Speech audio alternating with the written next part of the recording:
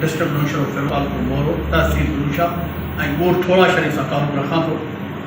मां तक़रीबन 91 खां मेडिकल सां वाबस्ता आहियां। जॾहिं असां इहा प्रेस कॉन्फ्रेंस मेरिट होटल ते कई, साईं अदीब रिज़वी खे ॿुधोसीं, उन चयो जेके बि पाकिस्तानी होटलुनि ते पठानी होटल में चांहि पीअनि था उहे गुर्दे में ऐं लिवर में बीमारी में मुब्तला थी विया आहिनि। ख़ुदा अल्लाह जे करे अल्लाह अलाह हबीब जे वास्ते में ख़ुदा पठान जी चांहि पीअणु छॾे ॾियो, छो तव्हांखे ख़बर आहे त चांहि उहे पठान कीअं था ठाहिनि ऐं कीअं थो उन जो अमल शुरू थिए खीर में।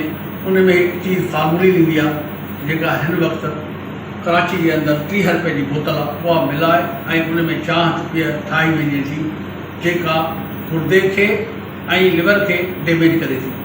उन्हनि मां कुझु अहिड़ा मरीज़ घंबट वञनि था, कुझु जेके बेसहारा लाचार बेबस थी घंबट मां अचनि था उहे अदीब रिज़वी जे फुटपाथनि ते वार्डनि में वेठा इंतज़ार घणो पिया था कनि।